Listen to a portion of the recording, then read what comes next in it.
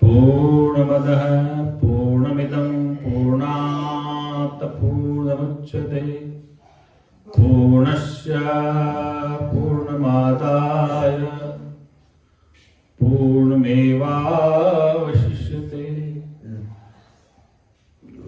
ओम सहनातु सहनो भुनक्तु सह वीर्यं करवावहै तेजस्विनावधीतमस्तु मा विद्विषावहै।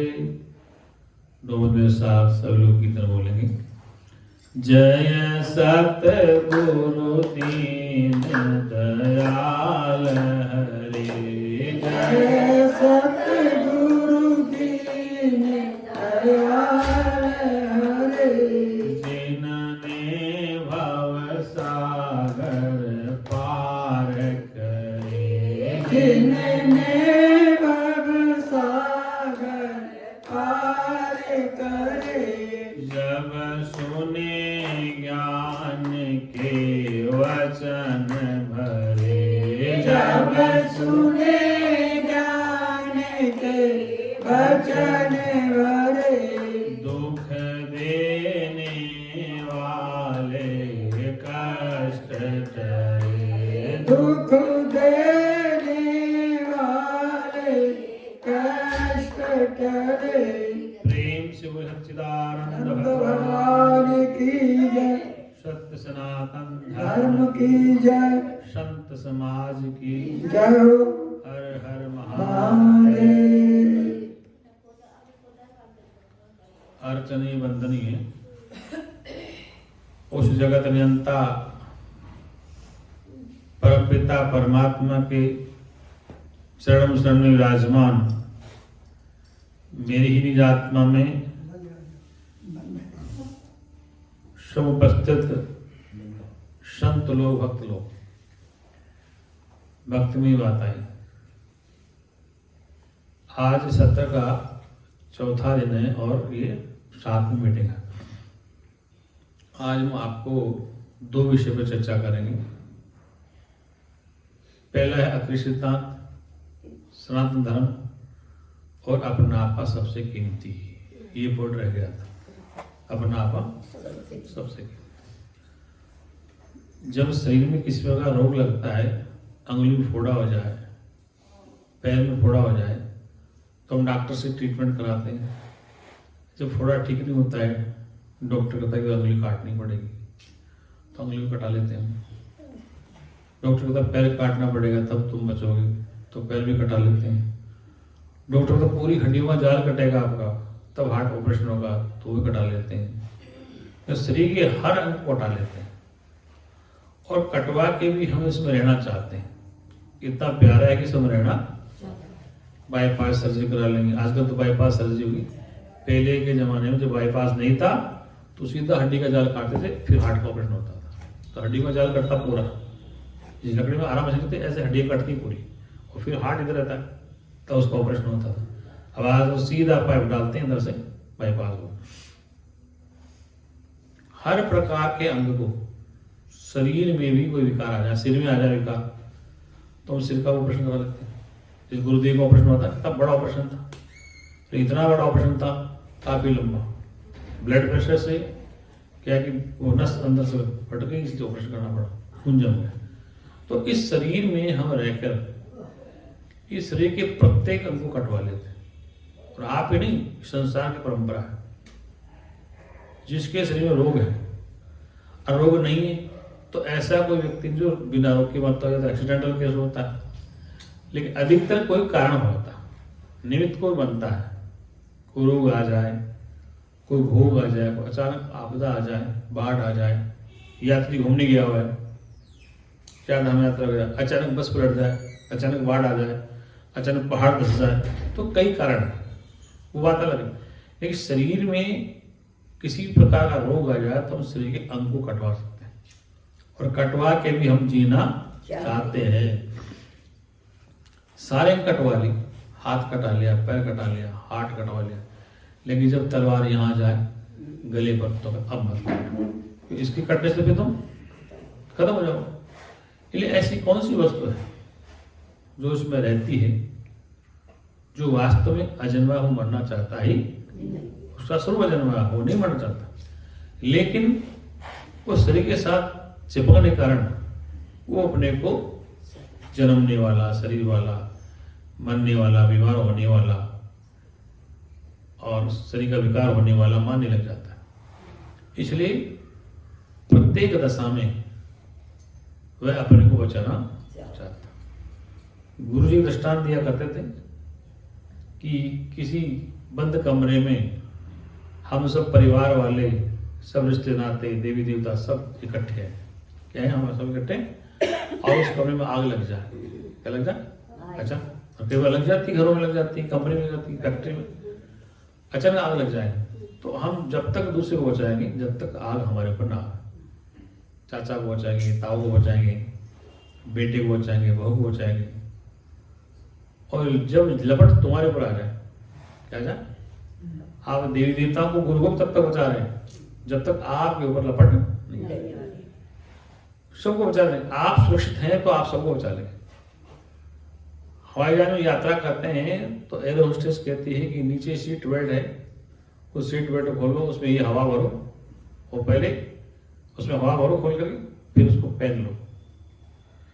पहले अपने को बचाओ, क्योंकि अगर एक्सीडेंटल हवाई जहाज जाता है, गिरता है पानी में, समुद्र में, पहाड़ पे, तो आप अपने को पहले बचाओ, तब तो दूसरे को बचा सकते हो। और जब आपका ऑक्सीजन नहीं आएगा, आप नहीं बच पाओगे, तो दूसरे कैसे बचाओ? तो वहां भी ये नियम लागू, पहले अपने को बचाओ। खिड़की में कूदने से पहले, प्लेन की तरफ पहले आप पैराशूट बांधो, उसमें हवा भरो, उसको आगे, जिससे आप हवा में उड़ते रहो, गिरो नहीं। तो वो कहते हैं कि पहले अपने को सुरक्षित रखो, तब दूसरी यात्री को बचाओ। जब तुम सुरक्षित नहीं हो, तुम ही सेफ नहीं हो, तो दूसरी यात्री कैसे बचाओ? ठीक इसी प्रकार से अपने को सेफ रखकर हम दूसरे को बचा सकते हैं। सब देवताओं को बचा लेंगे, गुरु को बचा लेंगे, परिवार को बचा लेंगे, लेकिन जब आग अपने ऊपर आ जाए, लपट अपने ऊपर आ जाए, तो फिर किसको बचाएंगे? फिर अपने को बचाएंगे। अपने को, इसमें है कोई अपना आपा जो सबसे कीमती है, सब जगह कीमती है, सबको प्यारा, वो सब जगह व्याप्त है, एक ही जगह नहीं। चींटी से लेकर ब्रह्मा तक को एक ही चेतन सत्ता विद्यमान है, इसलिए वह अपने को बचाना चाहता है। लेकिन अपना आपा सबसे कीमती है, हर प्राणी में, हर जगह, हर स्थिति में सबसे कीमत अपने होने से है। अगर हम नहीं है तो संसार की कोई कीमत है, अगर हम नहीं इस संसार की कोई कीमत है। हमारे होने से जहां है, जहां से हम नहीं है, हमारे होने से जहां की कीमत है, संसार की कीमत हमारे होने से। अगर हम तो संसार का आनंद लेंगे, और हम कौन? फिर शरीर नहीं, हम फिर शरीर पर नहीं आए। शरीर है वो तो नाम रूप वाला है, लेकिन शरीर में जो नाम रूप सहित हम शुद्ध चैतन्य आत्मा में विद्यमान है, उसके होने से संसार है। उसके होने से मतलब जल के होने से लहरें हैं, फेन और बुदबुदा है। जल के होने से फेन और बुदबुदा है, लहरें हैं। जल नहीं है तो न लहरें हैं, न फेन है, न बुदबुदा है। ऐसे ही मिट्टी के होने से मटके, सुराही, सकोरा है। मिट्टी नहीं तो न सकोरा है, न सुराही, न दीपक है। ऐसे चेतन के होने से, चेतन के, और ये लहर बनती है। वशिष्ठ रूपी लहर, राम रूपी लहर, कृष्ण अर्जुन जैसी वह लहर, विश्वामित्र जैसी लहर, आप हम सब जैसी लहर। और ध्यान रखना, लहर ही लहर को उपदेश देती है, लहर बन गई। मतलब इस शरीर रूपी गुरु का लहर, इस शिष्य रूपी शिष्य की लहर, ये लहर उस लहर को उपदेश देती है। लहर में बना, शरीर बना, तब तो दूसरे को उपदेश, जल उपदेश नहीं देता। मतलब चेतन डायरेक्ट उपदेश नहीं देगा। चेतन का भी, चेतन तो आपके मेरे मध्य में भी व्यापक होने के नाते चेतन आपके हमारे मध्य में भी, लेकिन वो उसको प्रकट करने के लिए क्या है, जहां घट प्रकट हो, जिस शरीर में प्रकट होता है, जिस शरीर में सुनता है, जिस शरीर से वो बोलता है, वही तो प्रकट है। लेकिन आपके मेरे मध्य में जो जगह है, वहां भी तो परमात्मा व्यापक है, वो नहीं बोल सकता, क्योंकि उसको बोलने के लिए साधन आवश्यक है। इस पूरे कमरे में तार में बिजली है, रोशनी के लिए बल्ब जरूरी है। तार नंगे लटके पड़े यहाँ, इनको रोशनी है, इनमें करंट है, इन तारों में करंट है, बिजली है। यहाँ कोई यंत्र नहीं, न पंखा है, न बल्ब है, तो रोशनी है, न हवा है। इसका मतलब उस चेतन आत्मा तो ठसाठस है, उसको प्रकट करने के लिए शरीर रूपी यंत्र है। क्या है? ये शरीर रूपी यंत्र है। इसे वो बोलता है, इसे वो सुनता है, इसे सारे काम करता है। इसलिए सब में वो सब जगह वही कीमती है। इसलिए गुरु जी कहते हैं सबको प्यारा, सब जगह प्यारा, सबके लिए प्यारा, सबसे कीमती, सब जगह कीमती, सबसे कीमती, सब जगह मीठा, सबको मीठा और सब जगह प्यारा। तो वो कौन है? वो मीठा प्यारा सब जगह कौन है? वो सत्य चित्त आनंद है। कौन है? सत्य चित्त आनंद ज्ञान स्वरूप। वो सत्य क्या है? जिसका तीन काल में नाश नहीं होता, वो सत्य है। चित्त क्या है? चेतन स्वरूप है। आनंद का मतलब वह अपने आप में आनंद है। वह आनंद किसी उधार नहीं लेता है, वो आनंद सबको देता है। किसी आनंद लेता क्योंकि उसके द्वारा सब आनंद प्राप्त करते हैं। उसकी सत्ता से सब सत्तावान है। तुलसीदास की रामायण कहती है कि शंभु विरंचि विष्णु भगवान उपजई जांसु अंश ते नाना। शंभु विरंचि विष्णु भगवान, ब्रह्मा विष्णु महेश, ये सब जिसके अनेक अंश बन जाते हैं। जैसे मान लो 1 किलो सोने का बिस्कुट है, 1 किलो सोने का, उस 1 किलो सोने के बिस्कुट में हजारों अंगूठी हार कंगन बन जाए तो मूल क्या? सोना। सोने से अंगूठी हार कंगन सब बने, बाली बनी, कान के गले के सब बने। ऐसे तुलसी कहते शंभु विरंचि विष्णु भगवान उपजई जांसु, जांसु उससे, उस सत्य चित्त आनंद स्वरूप परमात्मा से अनेक ब्रह्मा, अनेक विष्णु, अनेक महादेव, अनेक ऋषि मुनि, अनेक देवी देवता, अनेक प्राणी प्रकट होते हैं। क्या होते हैं? वो सुप्रीम पावर है। उसे क्या है? परब्रह्म कहा गया, सुप्रीम पावर है। उसे शंभु कहा गया है, उसे चेतन कहा गया, उसे ज्ञान स्वरूप कहा गया, उसे आनंद स्वरूप कहा गया। इसलिए वही सबको प्यारा है, शरीर प्यारे नहीं। शरीर में रोग थोड़ा हो जाता है। शरीर अगर प्यारा है तो जब इसमें प्राण निकल जाए तो फिर प्यारा क्यों नहीं होता है? इसका मतलब शरीर प्यारा नहीं। शरीर उसके होने से बोल रहा है, शरीर उसके रहने से आंखें टमटमारा, उसके होने से चेहरा चमक रहा, उसकी हाजिरी से हाजिर है, हुजूर है, तो हाजिर और हुजूर। प्रत्येक प्राणी के अंतःकरण में साक्ष्य रूप से वह चेतन सत्ता विद्यमान है। ये जो भी बोल रहा है, जो भी सुनना, चाहे वो पक्षी रूप में, पशु के रूप में, इंसान के रूप में, देवी देवताओं के रूप में, ऋषि मुनि के रूप, किसी भी रूप में वो सुन रहा है, देख रहा है, वही एक ही है, तो दूसरा है ही। वही एक है, कोई बेगाना नहीं। वही है, वही एक है, बेगाना नहीं, मतलब वही है। कौन? जिसे शास्त्र में चेतन आनंद ज्ञान स्वरूप का। इसलिए चींटी से लेकर ब्रह्मा तक वो एक ही विद्यमान है, दूसरा बना ही नहीं है। इसलिए उस एक ने ये संकल्प कर लिया। क्या कर लिया? जैसे रात को सपने में हम क्या क्या बन जाते हैं। रात को सपने में हाथी घोड़ा हमारे पास आ जाता है, लड़ाई हो जाती है, प्रसाद मिल जाता है, सत्संग चालू हो जाता है, गुरु भी आ जाता है, पता नहीं क्या क्या सपना। उस सपना किसने देखा और किसने बना? सपने के समय उसका वो मेटल कहां से आया?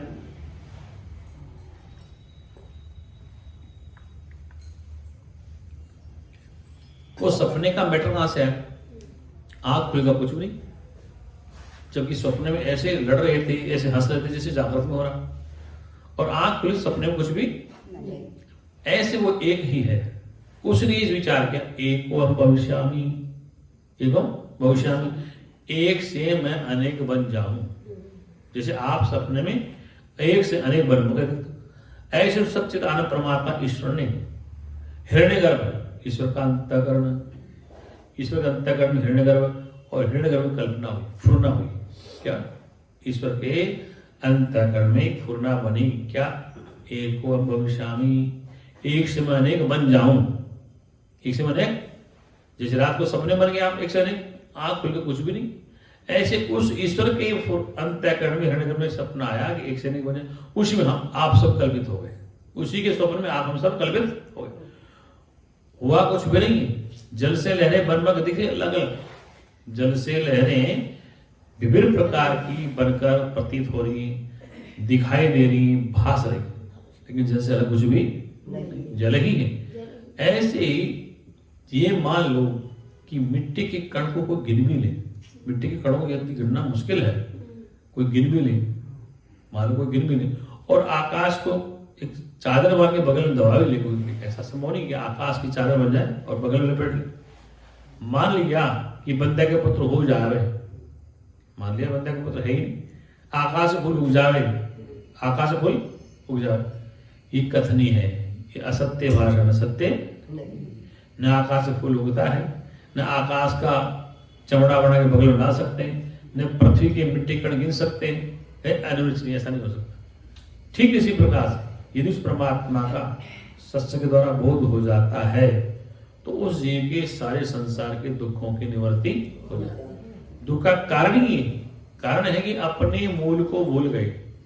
शास्त्रकार ऋषि मुनि कहते हैं कि ये जीव दुखी क्यों हो रहा है, दुख का कारण है कि अपने मूल स्वरूप को ये भूल गया है। और भूल के जो सपना दिख रहा है ना, रात को सपने में रो रहे हैं, हंस भी रहे हैं, वो रात का सपना है, दिन का सपना, वो भी सपना है, ये भी सपना है, और सुसुप्ति भी एक अवस्था है। और तीनों अवस्थाओं को जानने वाला उसे कहते हैं देह त्रय साक्षी। देह त्रय साक्षी, तीन प्रकार के शरीर है, स्थूल शरीर हार्ड मासा का, और अंदर मन बुद्धि चित्त अहंकार, शब्द स्पर्श रूप सुगंध, और कारण अज्ञान शरीर, कारण से अज्ञानता। तो तीन शरीर हो गए, एक स्थूल शरीर जो बन के दिख रहा है हार्ड मास का कर्म दे गए, एक सूक्ष्म शरीर मन बुद्धि चित्त अहंकार और शब्द स्पर्श रूप रस और गंध पांच विषय, और कारण शरीर, कारण कहते अज्ञानता से, आप उससे अनभिज्ञ हो, अज्ञानता से भास रहा है। कारण शरीर को शास्त्रों में दूसरी भाषा में कहा है अज्ञान शरीर। क्या अज्ञानता, जीव को अपने स्वरूप का अज्ञान हुआ, अज्ञान होकर वो अनेक प्रकार के दिक्कत भाषण लगा और उसी को सत्य मान लगा, उसी में वो दुखी हो गया। इसलिए अब यात्रा कैसे करें, सूक्ष्म स्थूल शरीर से सूक्ष्म में जाओ, सूक्ष्म से कारण में जाओ, कारण से महाकारण जाओ, महाकारण से हिरण्य अंतःकरण जाओ, और ईश्वर के अंतर में ब्रह्म। तो वहां से सबको सत्ता मिलती है, किससे, ब्रह्म व्यापक है, फिर ईश्वर है, फिर जीव है, एकों भविष्य बना, अंतःकरण में आया, इंद्रिया बनी, कर्मेंद्रिय बनी, शब्द स्पर्श रूप शब्द बने। तो ये एक यात्रा होगी, यहाँ से उधर और उधर से इधर। अगर वो नहीं है तो जीव इधर से यात्रा करना चाहता है, किधर से, स्थूल शरीर, फिर सूक्ष्म शरीर, फिर कारण शरीर, फिर महाकारण, फिर हिरण्यगर्भ, फिर ईश्वर का अंतःकरण, और फिर ब्रह्म। इधर से यात्रा करना, जबकि यात्रा उधर से होनी चाहिए कि वो है तो ईश्वर है, वो है तो अंतःकरण है ईश्वर का, वो है तो आपका स्वप्न है, वो है तो आपका सूक्ष्म शरीर है, और वो है तो आपका कारण शरीर है, वो है तो आपका स्थूल शरीर है। इसके उसके होने से, उसके किसके, उस सच्चिद आनंद प्रवण के होने से आपका ईश्वर अंतःकरण है, हिरण्यगर्भ है, जीव का अंतःकरण है, जीव अनेक वर्ग दिख रहा है। फिर इसमें क्या है, सूक्ष्म शरीर आ गया, शब्द स्पर्श रूप रस गंध आ गया, फिर स्थूल शरीर आ गया, हाथ पैर इत्यादि कर्म आ गए। तो इसका मतलब कि सबसे पहले उसका होना, अगर वो नहीं है तो कुछ नहीं कर सकते। इसका मतलब हम उस एक को भूल गए, सबसे पहले था उसको हम भूल गए, और उसको भूलने के बाद इसको सत्य मान लगे। और सारे संत कहते हैं इसको ठीक करो, इसको ठीक करो, इसको ठीक करें, किसको, स्थूल कितना ठीक करोगे, एक दिन भर तो हो गया होगा। अरे भाई ये दाढ़ी तब काली थी सफेद होगी, कितनी ठीक करें। दुनिया के योगी अंगुली कर देते और उनकी दाढ़ी सफेद हो गई, वो कहते नाखून अगर से दाढ़ी काली हो जाती, बाल काले रहते, वो डाई करने लगे। इसका मतलब प्रकृति के नियम को बदल नहीं सकता। ये नियम है कि जो बना है वो एक दिन धीरे धीरे समाप्त। हम हठ योग के द्वारा अगर किसी की अवस्था को ज्यादा प्राप्त कर लें, कि शरीर की उम्र ज्यादा हो जाए, ठीक है, संयम नियम से रहना चाहिए, लेकिन संयम नियम का ये नहीं आपके शरीर को अजरमर कर दे। आप शरीर अजरमर नहीं हो सकता। शरीर किसी योगी का, किसी ज्ञानी का, किसी अवतार का, किसी देव देवता का अजरमर नहीं होता। शरीर तो सबके मरे हैं। क्या कवि ने कहा है, चंदा मरियो सूरज मरियो, मरियो देवी देवता सारे। क्या मरेगा जब सारा, हम ना मरेंगे, मरेगा जग सारा। तो कबीर कहना चाहते हैं कि चंदा मरियो सूरज मरियो, मरियो देवता सारा, जगत सारा मरेगा, हम ना मरेंगे, मरेगा जगत सारा। मैं नहीं मरूंगा कहने का तात्पर्य, सोना कहता है मेरा नाश नहीं है, आभूषण का नाश है, मिट्टी की थी मेरा नाश नहीं, मटका सुराई का नाश है, मेरा नाश नहीं, मिट्टी का नाश नहीं है। और मटका मटके का नाश नहीं कर सकता। मटका मटके को तोड़ लेगा लेकिन मिट्टी का नाश नहीं करेगा। ऐसे ही वो कहते हैं कि मरेगा जगत सारा, हम ना मरेंगे। कौन मरेगा? नाम रूप वाले अवतार, नाम रूप के देव देवता, नाम रूप के ऋषि मुनि, नाम रूप के संसार के प्राणी सब मरेंगे, हम ना मरेंगे। मरेगा जग सारा हम ना, हम कौन? हम सत्य चेतन आनंद ज्ञान सुख आत्मा जनता मरता। इसलिए कभी उस बात को कहना चाहते कि मरेगा जग सारा हम ना मरेंगे। मरेगा जग सारा हम ना, जग कैसे मरेगा? शंकराचार्य इस बात को कहते जगत मिथ्या ब्रह्म सत्यम जीव भ्रमेणा पर। जगत मिथ्या ब्रह्म सत्य। मिथ्या का मतलब जो दिखता है लेकिन ढूंढने में मिलता नहीं। जैसे मटका बन के दिखता है, हार कंगन बन के दिखता है, बुद्धदेव फैल बन के दिखता है, लेकिन ढूंढने में मिलता नहीं। मटका ढूंढने चले तो उसमें मिट्टी है, मटका है ही नहीं। हार ढूंढने चले तो उसमें सोना हार है ही नहीं। और लहर ढूंढने चले तो उसमें लहर नहीं है, जल ही है। क्या है? जल ही लहर। इसलिए जल से लहर बनना मिथ्या है, सोने से अंगूठी बनना कल्पित है, मिट्टी से बर्तन बनना चीनी मिट्टी के कल्पित है। मिट्टी सत्य है, सोना सत्य है, जल सत्य है। इसलिए ये जो दिख रहा है इसको हम असत्य नहीं कह सकते। शरीर भर के दिख रहा असत्य उसे कहते जो बंध्या के पुत्र ने सोयोधाम को असत्यवाणी है। आकाश खोलो के असत्यवाणी है, आकाश को बगल में दबाने असत्यवाणी है। लेकिन जो दिख रहा है असत्य नहीं, मिथ्या है। दिखता है लेकिन ढूंढने में मिलता। गुरु दृष्टांत दिया करते महाराज क्या, देखो तुम अपने में जहां तुम राम होगे दिनेश हो, अपने उंगली रखो। जहां रखोगे उंगली तो वहां तो बाल होंगे, चमड़ा होगा। फिर वो जाओगे तो उसमें हड्डी होगी, मांस होगा, रक्त होगा, मज्जा होगा और मैटर। क्या वो खरल करते थे सबको, नाम रूप को खरल करते। क्या करते थे? वो खल में खरल करते, सबको खरल कर दो। क्या करो? देवी देवता अवतार सब नाम रूप को खरल कर दो और मैटर गायब। क्या हो जाएगा? मैटर। अब कौन बचेगा? एक जो जानने वाला बचेगा। वो सब संदेश स्थापना लोग से चिढ़ते भी थे कि देवताओं की चटनी बनाते, देवी देवताओं की चटनी बनाते। वो कहते चटनी बना दो, कहते ये कहते वो कहते चटनी घोट दो इनको। पर वो कहते नाम रूप को घोट दो, नाम रूप को घोट दो। घोटने के बाद क्या बचेगा? अरे भाई एक बेसन का लड्डू जो घोट दो तो क्या बचेगा? बेसन बचेगा, लड्डू नहीं बचेगा। वो कहना कुछ चाहते थे, लोग उसको समझते वो नाम रूप की चटनी बनाते थे। नाम रूप तो कल्पित है बाद में, तो वो नाम रूप तो खत्म होगा। और नाम रूप से रहित और नाम रूप से सहित दो सत्ता। नाम रूप से रहित कब है? बिना नाम रूप वाला। और नाम रूप सहित हो जाए जो नाम रूप बन के दिख रहा, तो सहित और रहित हो गए। नाम रूप रहित ही सब सहित और सहित ही रहित है। नाम रूप से रहित वही, और जितने नाम उसी एक हैं उसका कोई नाम है नहीं। सभी नाम उसी के, उसका कोई नाम नहीं। वो अनामी है, सभी नाम उसके। तो नाम रूप से रहित और नाम रूप से सहित एक ही सत्ता। ये पॉइंट क्लियर हो गया? ठीक है, अब आगे चले। अब चलिए आगे क्या चले कि गुरु की आवश्यकता है, वेद की आवश्यकता है। ये वेद की आवश्यकता नहीं है। क्या बिना गुरु ज्ञान हो सकता है? क्या बिना वेद ज्ञान हो सकता है? ये 4 पॉइंट।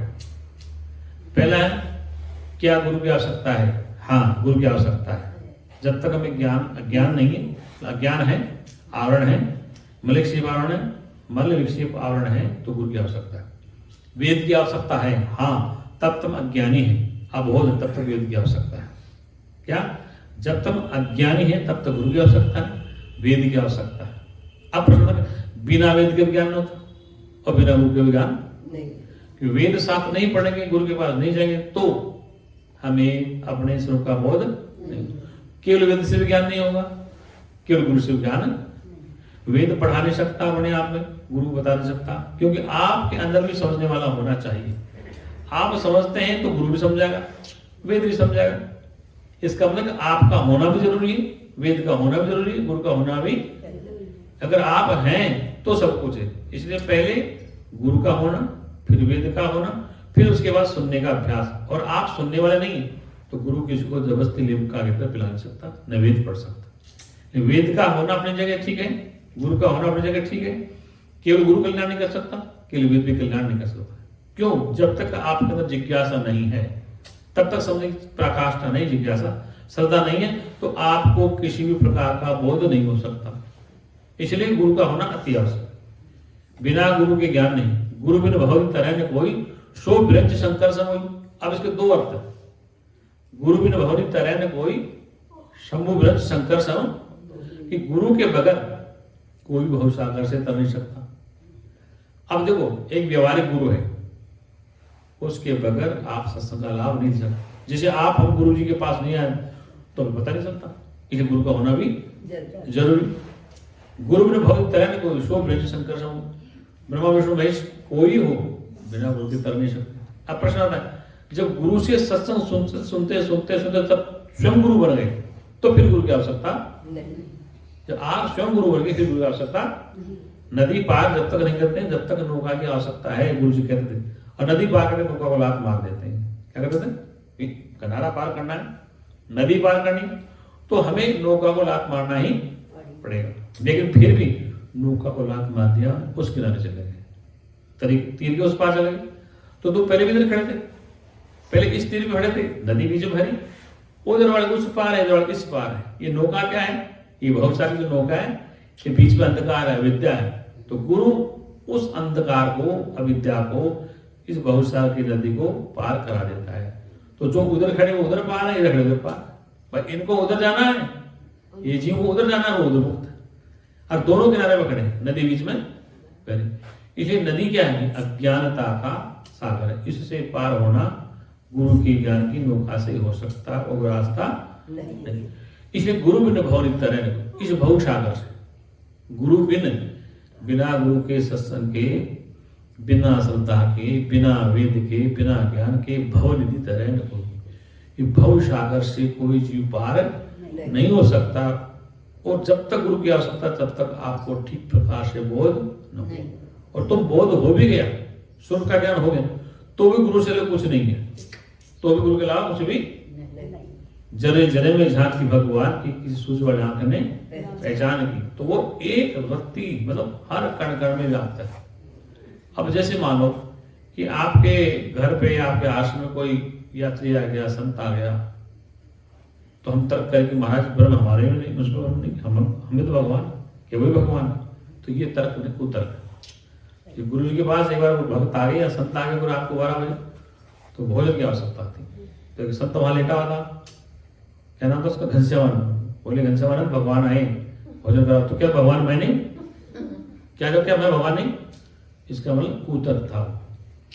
तुम्हारे द्वार पे कोई आया है तो तुम ही भगवान हो नहीं है, उसको भूख लग रही है, प्यास लग रही, तो जितना समर्थन करो। और तुम अपना ही तत्व बैठ रहे हो, वहां भगवान तुम ही बन गए हो, दूसरा नहीं। तो ये भावना अंतर तक होनी चाहिए कि जो आपके द्वार पे आ गया है, आप घर आ गया है, क्या आ गया?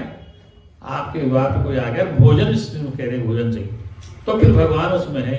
तो भगवान तुम्हारे घर पे आया भोजन, किस रूप में आया? साधु के रूप में, संत के रूप में, किसी गृहस्थी के रूप में। लेकिन सावधानी जरूरी है, सावधानी जरूरी है। समय के हिसाब से आपको सावधान होना। वो सच्चिदानंद भगवान। ये तो हो गया क्या? अभी क्या समझा? अभी आधे घंटा हो गया हमारे को, क्या क्या बताया? अभी हमने आधे घंटे में क्या क्या बताया?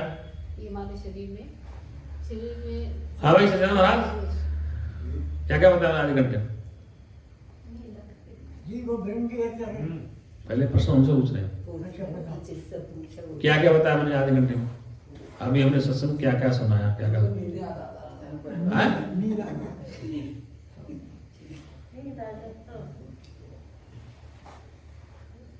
अच्छा, तूने क्या सुना था? मैंने ये सुना है जैसे जल की लहर होती है, वो लहर नहीं होती है, मतलब हाँ।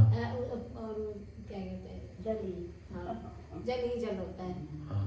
और हमारे शरीर में जितने भी हमको रोग हमारे शरीर में होता है, तो हम किसी को अपने आप को बचाने के लिए हम किसी भी इनको काट सकते हैं, है ना। और हमें अपना बहुत प्रिय है, जो हमारा शरीर है बहुत प्रिय। और जब हम सोना जो होता है उससे सारी चीजें बनती हैं, अगर उसको मिटा दो तब ही वो सोना ही रहेगा। और जो कुम्हार की मिट्टी होती है, जितना हमको तोड़ ले कूद ले, लेकिन वो मिट्टी तो मिट्टी ही रहेगी। ठीक है, तेरा दिमाग से पकड़ रहा, इतना तो बताया था। एक पॉइंट मैंने बताया था, अपना दिमाग लगाओ। मैंने यहाँ से यात्रा चालू की, स्थूल से लेकर सूक्ष्म आगे तक, फिर तुम आगे तक, उसको बताओ, समझाओ। मैंने यहाँ से चालू की थी, स्थूल सूक्ष्म कारण, फिर उधर से बताया था, बता संग्राम क्या इधर से प्राप्त किया था मैंने। स्थूल शरीर से करते करते करते हम आगे तक ले गए थे, फिर वहां से वापस ले गया। बताओ हमारा स्थूल शरीर जो है हमारा, तो इससे हम जब यात्रा करते हैं तो चलते चलते चलते चलते हम अपने ब्रह्म तक पहुंचते हैं। कैसे तरीका होता? हमने जो बताया था वो तरीका बताओ।